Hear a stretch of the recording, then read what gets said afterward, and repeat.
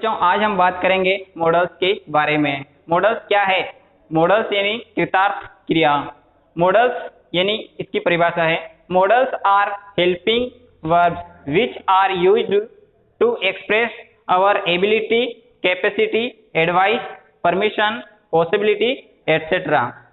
यानी कि मॉडल एक हेल्पिंग वर्ब है जो हमारी योग्यता और क्षमता, सलाह, अनुमति और संभावना आदि चीजें व्यक्त करने के लिए प्रयुक्त की जाती है या फिर उपयोग में ली जाती है। फॉर एग्जाम्पल यानी उदाहरण के लिए can, could, may, might, will, would, must etcetera. यानी can, could, may, might, will, would, must आदि। हमने बात की है मॉडल्स के बारे में, उसकी परिभाषा हमने जान ली है।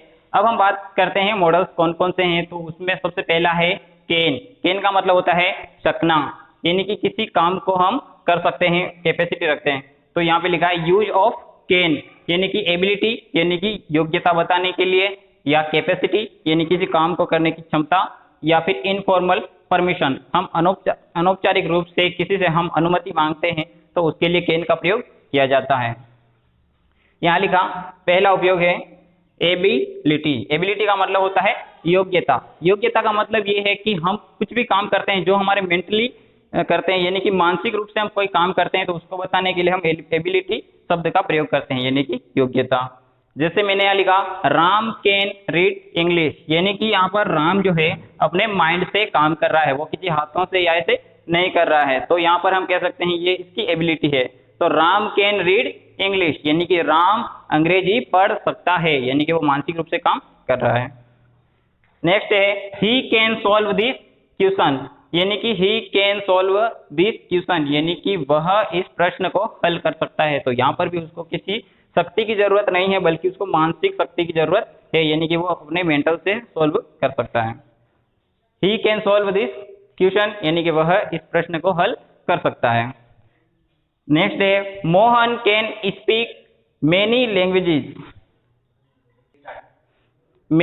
लैंग्वेजेस इंक्लूडिंग इंग्लिश, यानी कि Mohan can speak many languages, यानी कि मोहन जो है वो बहुत सारी भाषाएं बोल सकता है, इंक्लूडिंग इंग्लिश, यानी कि अंग्रेजी के साथ में, यानी कि अंग्रेजी भी वो बोल सकता है और दूसरी भी कई भाषाएं बोल सकता है। यानी कि वह भी अपने दिमाग से काम कर रहा है, हाथों से या किसी और की शक्ति की जरूरत उसे नहीं है, बल्कि यहाँ पर एबिलिटी बताने के लिए सिर्फ मानसिक शक्ति की जरूरत है। अब हम बात करते हैं कैपेसिटी। ये भी यूज ऑफ कैन, यानी कि कैन का एक प्रयोग है। कैपेसिटी का मतलब होता है क्षमता, लेकिन वो क्षमता जो कि हम अपने शरीर से लगाते हैं, यानी कि शारीरिक क्षमता। इसके उदाहरण हैं Ram can lift this box, यानी कि राम इस बॉक्स को या इस पेटी को उठा सकता है, यानी कि उसको ये काम करने के लिए उसको शारीरिक शक्ति यानी कि फिजिकली उसको पावर चाहिए। तो हम कह सकते हैं Ram can lift this box, यानी कि उसको शारीरिक शक्ति की जरूरत है, तो उसको हम कहेंगे कैपेसिटी। कैन से जो प्रेजेंट कर पाएंगे, Ram can lift this box, यानी कि यह पेटी राम उठा सकता है। नेक्स्ट है Mohan can lift this table, यानी कि मोहन इस टेबल को या मेज को उठा सकता है। नंबर 3 है सी कैन रन 100 मीटर, यानी कि कोई गर्ल्स है वह 100 मीटर दौड़ सकती है, तो उसको भी यहाँ पर शारीरिक शक्ति की जरूरत पड़ेगी। अब हम बात करते हैं परमिशन के बारे में, यानी कि अनुमति के बारे में, लेने या देने के बारे में। और वो कौन सी परमिशन होगी?